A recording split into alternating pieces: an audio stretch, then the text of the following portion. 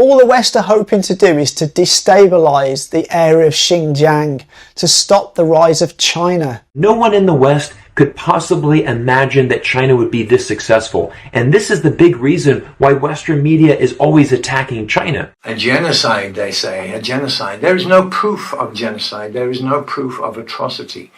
All this has been debunked many times. Well, China's locking up people in re-education camps. They're trying to educate these people so that they have jobs and skills and stuff into the future. It's a big difference from Guantanamo Bay, where you get locked up. Maybe it was America first to infect the world with coronavirus. And when we show the world about real Xinjiang on Twitter and YouTube, these people, they slander us for nothing. So... What the fuck?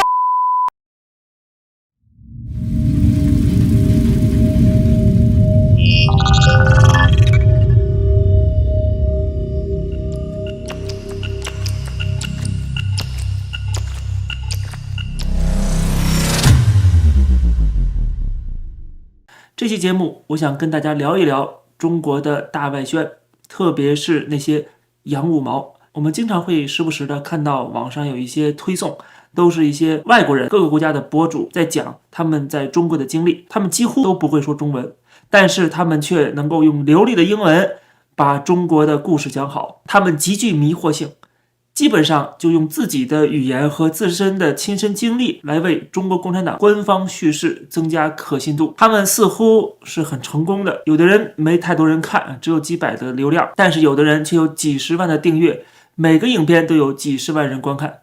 所以这些人我们在这期节目当中就好好的揭露一下他们。这些影片其实他们都有一个特点，就是大多数是以个人生活为主，吃吃喝喝，玩玩乐乐。他们并不是像我们这样专门讲政治、讲经济、讲历史议题，不是这些严肃话题。所以我们看澳大利亚的一家智库有一个统计，就是这些大外宣的账号当中 88.6% 的都是讲生活方式， 8% 的是有一些政治评论，非常明显的大外宣只占 3.4%。 这其中他们重点关注的议题就是在国际舞台上中国政府最受诟病的人权议题，比方说对香港自由民主的镇压，比方说新疆的维吾尔集中营。 It's totally normal here.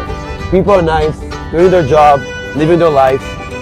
very welcoming. 有的人，你们没有资格颐指气使说我们。What I want to say is that Xinjiang is the same as other places in China. People live and work in peace and happiness. There is no genocide and no forced labor. 刚才给大家展示的这几个大外宣这几个洋五毛们，其实他们背后是有资本和运作的。有这么一家在马来西亚吉隆坡的影视公司，他们就是这些账号幕后黑手。这家公司的名字叫做 Web TV Asia， 他当然自己还有一个母公司，他这家公司在整个亚洲可以说有一个垄断的市场。这家公司的中文名字叫做葡萄籽传媒，他们旗下的频道每个月的流量就有50亿，观看他们旗下这些频道的观众的数量就超过6亿人。网上有一篇报道，就是讲到这家公司的国际市场总监周新妮还参加了江苏南通中共当地党委举办的活动，这个活动叫做中国短视频与直播产业发展峰会，即首届中国短视频与直播联盟奖颁奖典礼。召开的地点是江苏省南通市，第一个上台发言的领导就是中共南通市委常委陆卫东。当然你可能怀疑说，这个活动只是讲短视频的产业问题，不会涉及到政治。可是说这种话的人一定是不了解中国的国情。中国是一个政治挂帅的国家，只要跟政府沾边的政府组织的活动、参与的活动，它必然是有政治目的和政治意味的。这个葡萄籽是跨国的一个媒体经营公司，经营多个频道，甚至包括中国的人民日报也交给他来代理。那么除此以外呢，还有中国境内的这种 MCN 公司，也是多频道的经纪公司，其中一个叫做灰灰侠，2019年成立，他旗下的账号有鼓励讲新疆、西藏丁珠、西部三宝等文旅头部账号，说全网粉丝超过1000万，播放量超过30亿，而且得到了人民日报、外交部、新疆日报等官方的认可和点赞。他们的目的就是打造网红，获取流量。其中鼓励讲新疆是有英文频道的，负责部分大外宣的工作。Hello everyone, we are Uyghur sisters from Xinjiang. I'm Elder 古丽。 I'm younger 古丽。大家好，我是顾丽，我在新疆。你们看，新疆下雪了。他们除了在平台上获得很多流量以外，他们还拿了很多政府的合同。比方说，成都灰灰峡这家公司还中标了沙雅县文化体育广播电视和旅游局的一个价值96万6千将近100万的项目，目的是要把该局的局长热纳古丽热合曼在抖音和其他的平台上打造成网红。这个频道叫热纳局长说沙雅。他旗下的网红古丽还获得过我和我的祖国新疆之声新媒体传播竞赛的奖项。当然，他也少不了接受中共宣传部门的培训。他为政府宣传，政府给他资金，而且政府还给他拉流量。比如说华春莹、赵立坚用他们的账号帮这些宣传账号进行转发。首先，中共中央对这些互联网媒体、互联网内容的管控就是非常之严，他们有自己严格的标准。我们如果去中共中央网络安全信息化委员办公室这家中国最高层的监管部门，他们的官方网站就提到，在2019年发布的一个新的网络生态治理规定，其中的第2章第5条就明确规定说，鼓励网络信息内容生产者制作、复制、发布含有以下内容的信息。第一个就是宣传习近平新时代中国特色社会主义思想，全面准确生动解读中国特色社会主义道路、理论、制度、文化，还有宣传党的理论、路线、方针、政策和中央重大决策部署，展示经济社会发展亮点，注意只是亮点，只能说好的地方，反映人民群众伟大奋斗和火热生活的，弘扬社会主义核心价值观，宣传优秀道德文化和时代精神，充分展现中华民族昂扬向上精神风貌。那至于那些社会议题怎么办呢？第5项，有效回应社会关切，解释疑惑，息事明理，有助于引导群众形成共识的。其实说白了，这个共识就是大家都支持政府，引导大家去支持政府，否则的话就触犯了后面那一条的规定，我们一会儿会说。然后6，有助于提高中华文化国际影响力，向世界展现真实立体全面的中国。然后最后宣传的是其他讲品味、讲格调、讲责任、讴歌真善美、促进团结稳定等内容。其实用一句话概括，就是只要有利于维稳，你就可以去宣传，政府就支持你。哪些内容他们不让呢？我们可以看一下，他说反对宪法所确定的基本原则的，危害国家安全、泄露国家机密、颠覆国家政权、破坏国家统一的，损害国家荣誉和利益的，歪曲、丑化、亵渎、否定英雄烈士事迹和精神，以侮辱、诽谤或者其他方式侵害英雄烈士的姓名、肖像、名誉、荣誉的。然后还有就是宣扬恐怖主义、极端主义活动的，煽动民族仇恨、民族歧视，破坏民族团结，破坏国家宗教政策，宣扬邪教和封建迷信，散布谣言，扰乱经济秩序和社会秩序。然后最绝的是最后一条，法律行政法规禁止的其他内容。像中国的这种规定啊，不让你干什么，它总是有一条就是其他内容。这个其他可以包罗万象，什么都可以说这是其他。所以这时候我们就可以看到大量的这些老外们，他们到了中国，通过这种短视频去帮助中国政府在国际舞台上进行宣传，以此能获得流量，获得政府的扶持。什么叫做财富密码、流量密码？在中国这就是政治表态，不是说你爱中国 ，OK， 一定要分清楚这一点。它不是爱中国、爱中国人民，而是效忠中国政府，遵守中国政府的这些侵犯人权、违反宪法、破坏言论自由的这些规定。你只要符合这个规定 ，OK， 你就拥有了这个密码，你就有了敲门砖，你就可以进入到中国市场了。但是你口头上讲多么爱中国，但实际上中国人的死活跟你一点关系没有，你也根本就不在乎。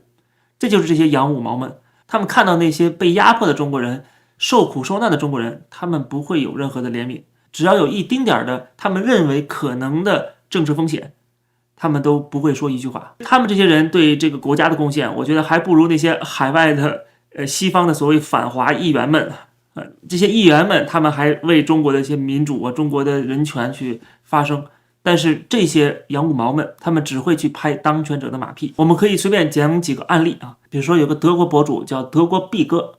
他的主要内容全部都是吃吃喝喝，但是他时不时的还是要表态，所以说他会做一些节目来迎合政府的宣传。比方说他到德国的街头采访当地的民众，问他们对中国的看法，然后这些人就回答，基本上只要负面的就都被他剪掉了，然后所有都是夸，就算是有负面的他也专门采访说，你相信这些报道是真的吗？然后这些德国人就会说啊，我很怀疑这些媒体的报道，我不相信媒体的报道。通过这种方式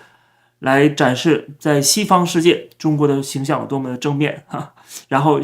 德国人多么不相信媒体对中国的报道，这不就是我们俗称的战略忽悠吗？然后他还采访一些外国人去聊中国的汽车，从外国人的口中去夸中国的汽车有多么的好，夸中国的技术有多么的先进。这些节目都是穿插在那些美食节目当中的，时不时给你宣传一下，搞点小动作来配合中国宣传部门的指示。还有一个中国人叫李晶晶，他是用全英文做节目，采访了所有国际上能够叫得出名的那些亲中的专家们，自己呢也去跑到各种地方去采访当地的风土人情，来证明中国的人权好棒棒，中国的人民好幸福。比方说他跑到新疆去，来证明新疆人民的幸福生活，选几个在跳舞的新疆人，这就让我想到了当年的纳粹德国，希特勒也在跟一个犹太小女孩一起摆拍，来证明犹太人没有遭到迫害，在德国没有犹太人的集中营。这种宣传目的简直太明显了，他能证明什么吗？什么也证明不了。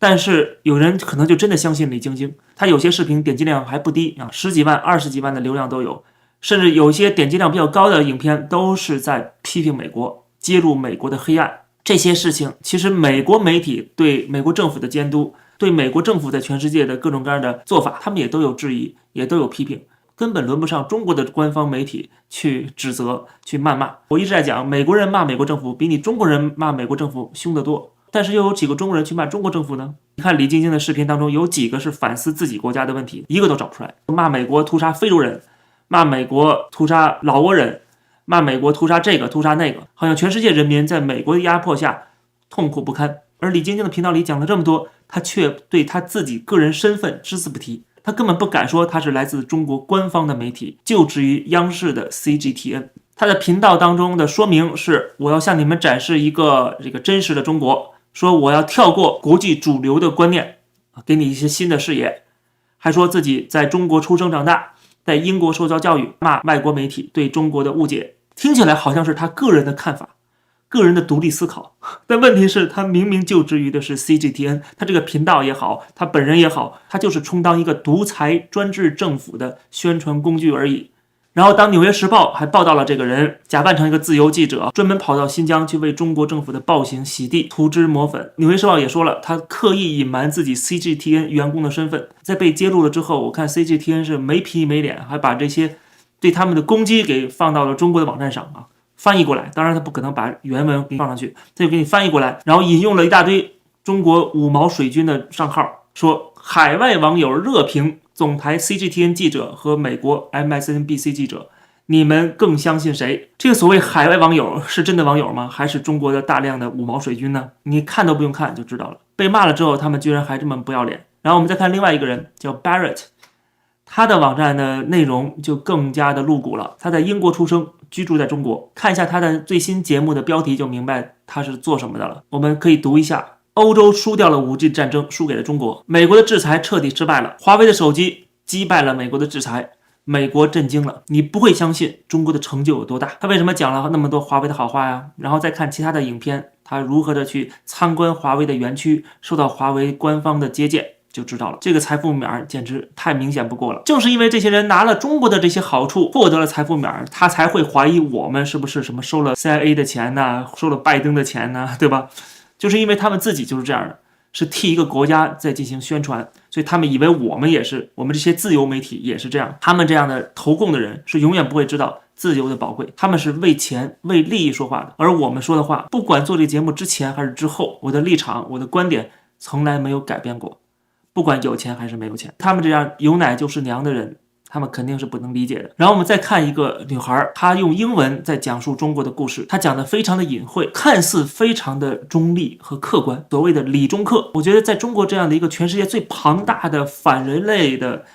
独裁政权面前，你还保持理中客，那我就怀疑你是不是有问题。因为现在整个世界政治光谱在移动，过去中国改革开放时期你可以中立，讲中国的好的地方不好的地方，但是现在我觉得再去中立，这样就有点浑水摸鱼的意思了。因为现在进入新冷战时代之后，你就没有中立的空间了。你要不然在自由阵营去消灭专制阵营，以中国为首的这个破坏国际秩序的力量，要不然你就站在中共这边去瓦解现在的国际秩序。而这个女孩讲了很多的中国敏感话题，注意啊，她这些内容都不敢在中国讲，因为中国是直接封号的，你讲什么都可以删掉。她这个很明显是针对外国，因为她用英文，当然她有中英双语字幕，然后她人还在中国，她讲这些话题敏感话题，她一点事儿没有。这说明什么？她没有讲她背景是什么，我觉得很有可能是受雇于中国的某些宣传部门，所以她讲的内容看似有一些敏感，在中国根本就不可能出现的一些话题，我讲到的最重点的部分，在她的影片当中只字未提，因为她的目的太明显不过了，就是用一些理论的语言去为共产党的殖民统治进行一轮包装。他为了增加这个节目的可信度和这个理论性，他居然还增加了一段马基亚维利君主论当中的言论，我觉得特别可笑。你的意思说现在今天的中国就是一个君主制，是一个专制帝国吗？说君主为了国家的团结就应该不要在乎残酷这个恶名，你这等于是证实了中国对新疆统治是残酷的。第二，也说明了现在的中国对新疆就是像马基亚维利那个时代的一样，一个君主体制，一个专制体制。可是我们现在生活在现代科技文明时代，生活在一个尊重人权、尊重自由、尊重法治、尊重普世价值的社会，你现在却引用一个几千年前支持君主专制的人，用他的言论来美化、合理化中共的统治，我看着他都有点像高级黑。当然，这是我们分析出来的，也可能普通对中国并不了解，甚至对时事都不太了解的外国网友听到他的言论，可能似乎觉得有道理。就别说什么再教育营了，就在这2天，有一个海归的女孩曾经在英国留学，她现在是一个网络博主，拍了很多的自媒体影片，算是一个小网红了。她在最近去新疆旅游的时候，在乌鲁木齐机场遭到了全身搜身、极尽侮辱，甚至还把她带到小黑屋。她是一个高位截瘫的残疾女孩，没想到遭到了安检人员的羞辱，她觉得自己的隐私权利被严重侵犯。她在网上发了影片，讲述了来龙去脉。今年8月31号，我去了新疆12天，新疆的美景真的是3天3夜都说不完。但是我在乌鲁木齐机场安检的遭遇，是让我一想起来晚上都睡不着觉。在机场托运完我自己的轮椅后，我所乘坐的南方航空的工作人员就让我换上了机场的专用轮椅，并把我推到了安检处进行安检。当时我和安检的工作人员说了，我的情况是瘫痪，腿动不了，我站不起来，但是我可以抬胳膊。去了国内很多城市，第一次遇到工作人员检查胸后位置的时候，不是摸着扫过去，而是非常使劲的按压，甚至包括内衣的钢圈。我妈妈说她被检查的时候，甚至是被捏了胸部，这就算了。到检查下身的时候，因为我没有办法正常的去上洗手间，所以我是穿了纸尿裤的。这个情况我也和工作人员说了，但是他在没有问我的情况下，就突然掀开了我的裙子去看。我当时真的心里好不舒服啊，就很有被冒犯到呀！你都没有问我，你凭什么去掀我的裙子？接着他又叫我爸爸妈妈把我抱起来检查屁股。我在之前其他的机场安检的时候，工作人员都是摸一遍，用仪器扫一遍，人就放下来了。但是当时我爸爸妈妈把我抬起来将近1分钟的时间都快抬不动了。这个工作人员他摸完屁股来又在检查轮椅，我就问他，我说轮椅本身是你们机场提供的，为什么还在不停的检查？我妈妈就拿出残疾证码给工作人员说，我是1级残疾，4肢瘫痪，手都是拿不了东西的，站不起来也不是我的错吧？况且之前已经全部检查，包括我的屁股下方所有的位置。但是旁边一个男工作人员说，给我们残疾证也没有用，等于说残疾证在他们的眼里就是一张废纸，身体残疾导致行动能力丧失，还有能力干坏事。最后还是2个女工作人员把我推到了小房间，他们先摸我的腿，然后掀开我的裙子，看到了我穿的是纸尿裤以后，把我推了出来。我的隐私真的是被极其的冒犯。如果我能藏匿东西在我的私密部位，为什么工作人员不检查其他正常乘客的底裤呢？因为每换一次轮椅我就要被抬一次，现在是父母抬我，多数的工作人员他都不会去抬人的。如果我是一个人出门，或者是和我一样下身瘫痪站不起来的朋友，遇到这种安检情况该怎么办？残障人士出门真的非常不容易，但这一次我从乌鲁木齐回成都的飞机是坐在了倒数第3排，下飞机的时候都傻眼了，机场没有提供机上轮椅，幸好是2个空乘非常热情的帮助我，架着我的胳膊和腿把我给抬了出来。根据联合国残疾人权利公约，每个人都有隐私权，并有权享受尊严和得到尊重。我呼吁国内机场应该给残疾人提供的是理解和帮助，而不是百般的刁难。没过2天，他在 B 站上的影片，在微博上的言论被全网封杀。那些五毛粉红们，你们如果去百度搜索能够搜到这条影片的话，